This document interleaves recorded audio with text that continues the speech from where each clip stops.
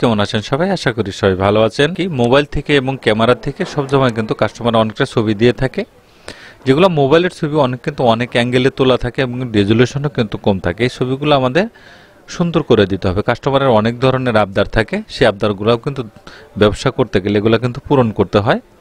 একটি যদি ত্রুটি পায় তাহলে কিন্তু অনেক নানান ধরনের কথা বলে থাকে। যারা ব্যবসা করেন তারা কিন্তু সদাচলে এই বিষয়গুলো জেনে থাকবেন।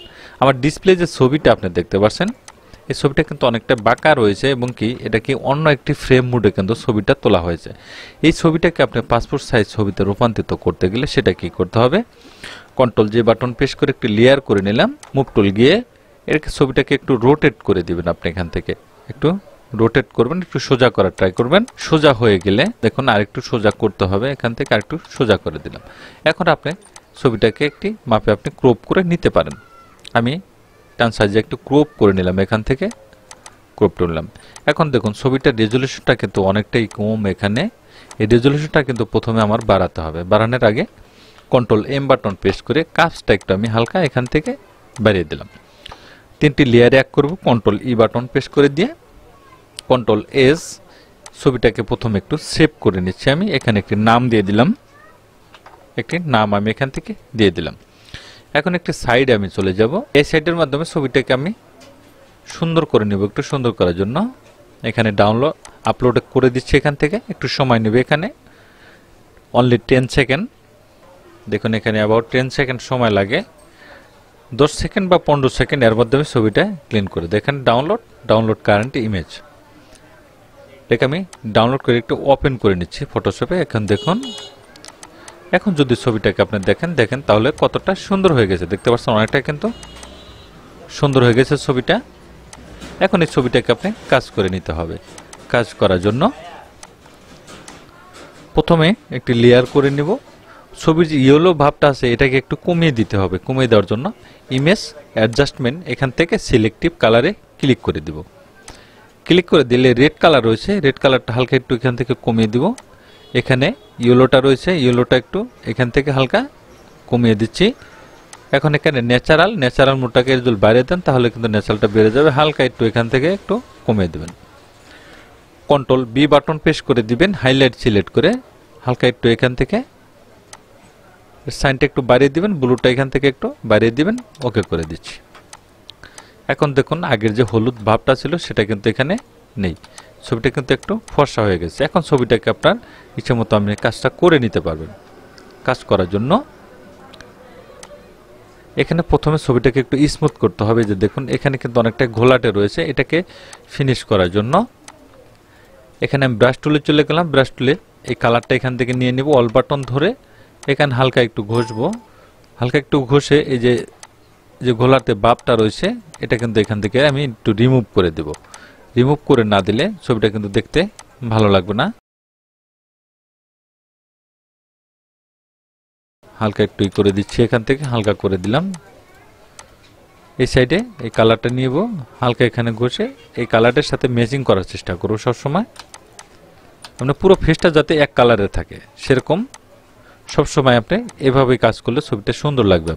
যেখানে শ্যাডো রয়েছে সেখানে হালকা একটু ঘষে দিলে কিন্তু এটা ক্লিয়ার হয়ে যাবে। এখানে গলার এখানে আরও কিন্তু শ্যাডো রয়েছে।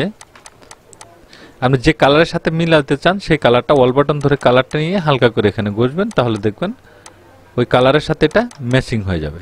এটা ব্রাউন টুলে চলে যাব। এখানে চোখের মনিটাকে একটু কালো করে নিচ্ছি, হালকা এখানে কালো করে দিলাম। এখন দেখতে আর একটু ভালো লাগবে।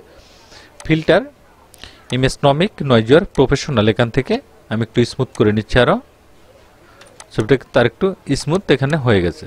এখন ব্যাকগ্রাউন্ডটা আপনি চেঞ্জ করতে পারেন। চুলটাকে একটু কালো করতে হবে। কালো করার জন্য এখানে কুইক সিলেকশন টুল, চুলটাকে একটু মার্ক করে নিচ্ছি আমি। Control alt T control U button press করে স্যাচুরেশন এটা গেসিক্যাল করে দেব। গেসিক্যাল করে দিয়ে কন্ট্রোল এম এখান থেকে হালকা একটু বাড়িয়ে দিলেই চুলটা একটু কালো হবে এবং কি ইয়েলো ভাবটা ছিল সেটা কিন্তু এখান থেকে দূর হয়ে গেছে, দেখতে পাচ্ছেন। এখন আমি ব্যাকগ্রাউন্ডটাকে চেঞ্জ করে নিতে পারেন। চেঞ্জ করার জন্য কিবোর্ডের পি বাটন প্রেস করে দিবেন, এখানে পেন টুল চলে আসবে। পেন টুল এটাকে আপনি একটু মার্ক করে নেবেন। এখন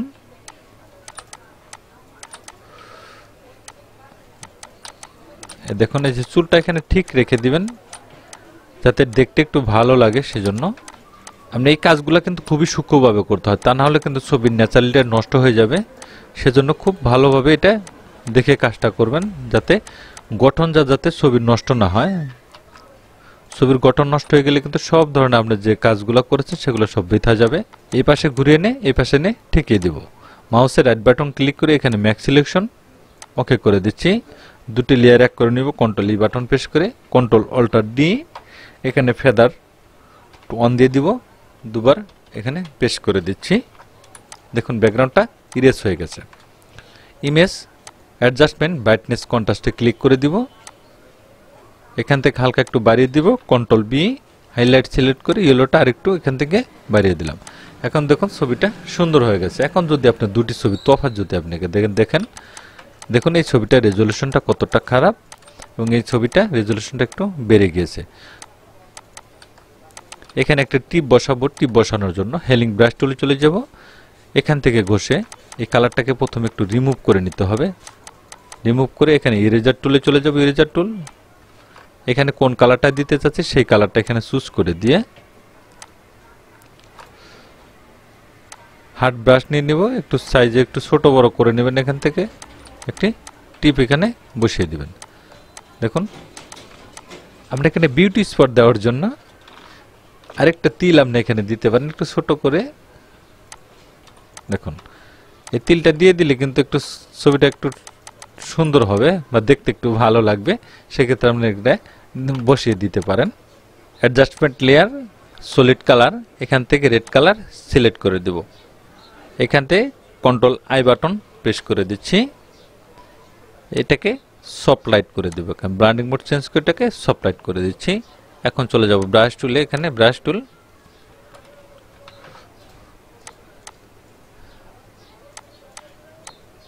এখন যদি আমি এখানে ঘষি তাহলে দেখুন এই লিপটা কিন্তু ন্যাচারালি একটু সুন্দর লাগবে। এখানে দেখতে পাচ্ছেন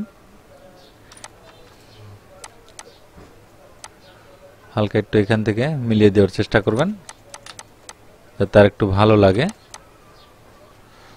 এটা কিন্তু এখানে মিলে গিয়েছে। এটাকে আরেকটু গাঢ় করতে চাইলে আরেকটি লেয়ার আপনি এখান থেকে করে নিতে পারেন। এখান থেকে হালকা করে দিবেন তাহলে দেখবেন এটা ঠিক হয়ে যাবে। দুটি লেয়ার এক করে নিচ্ছি, তাহলে দেখলেন খুব সহজে একটি ছবিকে আপনি প্রফেশনাল মানে এডিট করে নিতে পারেন। থ্যাংক গাইজ, ভালো থাকবেন সবাই। ভিডিও যদি ভালো লাগে অবশ্যই লাইক কমেন্ট শেয়ার করে দিবেন, সাবস্ক্রাইব করেন, বেল আইকনটি চালু রাখবেন। নতুন নতুন ভিডিও পেতে চ্যানেলটি ফলো করে দেখুন। ভালো থাকবেন, সুস্থ থাকবেন, আল্লাহ হাফেজ।